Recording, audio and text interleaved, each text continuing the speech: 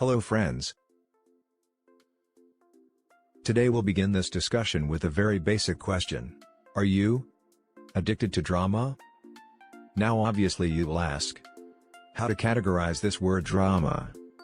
And actually, to figure out this tendency amid our routine lives is pretty much like specifying the subtle difference between various shades of a same color. In our daily lives, almost all of us are addicted to drama. And many of us find it normal as we mistake this tendency to be a normal phenomenon.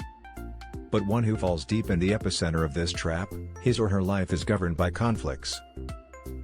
Conflicting relationships not only weaken the psychological strength but sometimes pose serious questions upon mutual behavioral transactions.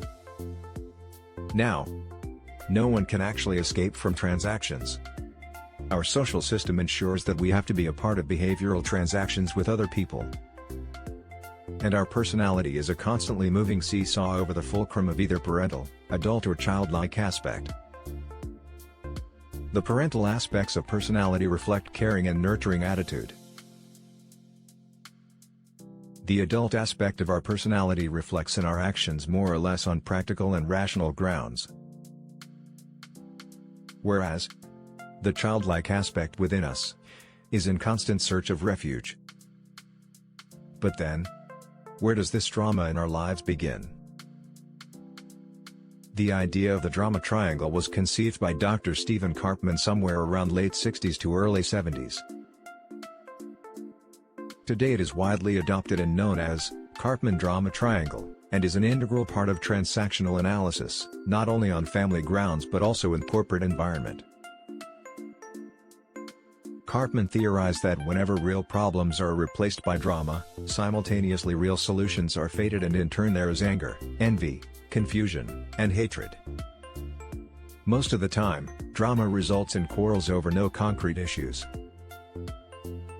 It's just because of the undying urge of proving one's own point, even when there is no immediate requirement of any argument, or debate, or any particular action. The shell of drama engulfs real and practical solutions. And blaming guilt prevails. Karpman proposed a graphical representation of the drama triangle, each vertex of which pointed towards a specific role, which Karpman broadly assigned as three major characters of the drama.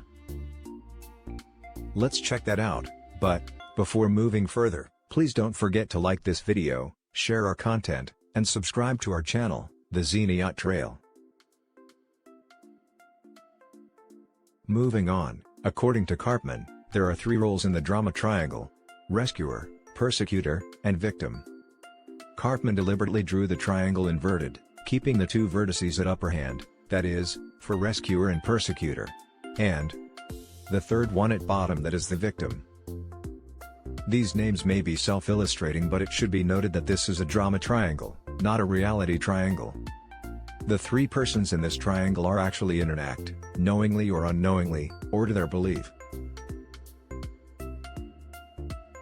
That's why for a healthy relationship and a serene environment it is so much significant to escape the drama triangle. Number 1 is the victim. This character is not literal victim, but he or she has established in his or her mind that he is the most helpless and useless person in the world. The victim has a core belief in his heart that he is the needy one, and without someone's support he'll never be in the mainstream again. This character is severely affected by "poor me" syndrome. And often there arises a situation when the victim is even offended if someone tries to drag him out of pressure. The victim blames everyone of not understanding him, is in a constant complaining mode, and blames the world for the misfortunes. Many a times, a normal day adds to the discomfort of such a person, and he even strives for sky falling somewhere. The victim is in constant search of the rescuer, and if comes in contact with one, slowly grows possessive about the relationship. Also, when other people get irritated with the self-victimization of the victim, unknowingly they turn to persecutors, worsening the situation. Number 2 is the persecutor.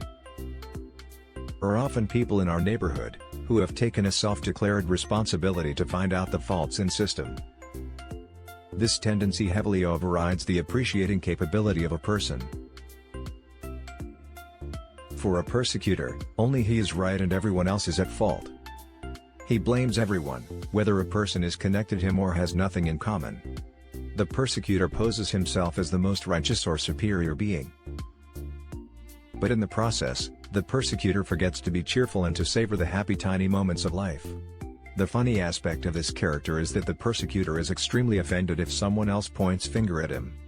The ever-righteous character in his mind contradicts any accusing, and thus concluding in heavy conflicts, especially with the victim.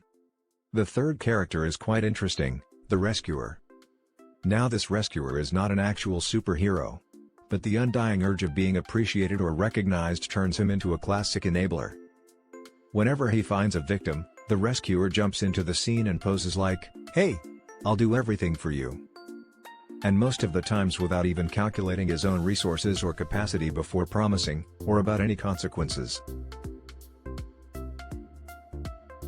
In fact, somewhere deep in his heart, he desires that a probable victim should turn into a proper victim, so that he can become a big asset in victim's life. He often dreams of the appreciation and accolades, and even the intimacy with the victim as his hard-earned rewards. Most of the times the rescuer feels guilty if he fails to go for the rescue. The driving emotions are possessiveness, urge to be loved or recognized, and to escape from his own problems. Due to focusing on someone else's problem for a long time, the rescuer collects a heap of problems for himself, which are either unattended or falsely invited. Also, the rescuer diminishes the capability in the victim to fight for his own problems.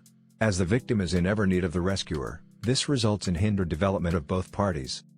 There are chances that people may swiftly interchange within these phases of drama. Sometimes a rescuer may turn into a persecutor, or a victim may turn into a rescuer. But either way, people blocked in this drama triangle have their useful energy wasted in easily avoidable situations. So, how to escape from this drama triangle? The very first step towards this escape is to be aware of reality, and accept it, as the way it is. Acceptance is not surrendering, but when we underestimate or overestimate a situation in life, it results in drama. The best strategy is to find the centroid of the triangle. If you for once are able to identify the role in which you are trapped, try to shift from that position. Some people think that leaving their present role will result in losing to their opponent force. But in reality, your choice of moving away from drama leaves the opponent force in a perplexed situation. There are various counter-theories, but the crux of all of them is to invert the roles of drama triangle and to bring out the positive characters. In 1990, A.C. Choi introduced a new model where each role of the drama triangle can be transformed in a more constructive way. It suggested the victim to turn vulnerable, not obviously to the problems, but rather in a way of self-acceptance and self-awareness. Further, it suggested a persecutor to turn assertive rather than a social avenger, someone who tries to choose a path of advice and wisdom. The rescuer in turn was suggested to be caring, but should know his limits and should not overstep them. However, in 2009, a significant counter-approach was first published in The Power of TED, known as the concept of empowerment triangle. The one-up triangle drawn showed the victim as a creator, the rescuer as a coach, and a persecutor as a challenger. This time, the victim is encouraged to be a creative person, and inclined towards positive outcomes of efforts made. It is expected that a creator should be more responsible, answerable, and more realistic. This way a creator can escape from the delusion of fears and failures. The rescuer is encouraged to be a coach, someone who knows the solutions to the problems, but rather than solving them himself, he inculcates the winning abilities in someone. By developing his willpower and self-esteem, a coach will encourage, but will never make someone totally dependent. And finally, a persecutor is encouraged to be a challenger. A challenger can pose questions to the system and ask for remedies, and can suggest healthy ways to overcome the problems.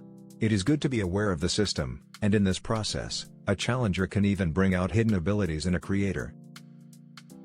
So this was all, folks, from this video. Remember, one should always strive for the betterment. What happened in past is of no significance if it hinders your growth and puts you in the trap of drama. That's all, folks. Have a nice time, and please don't forget to like and share this video, and subscribe to our channel.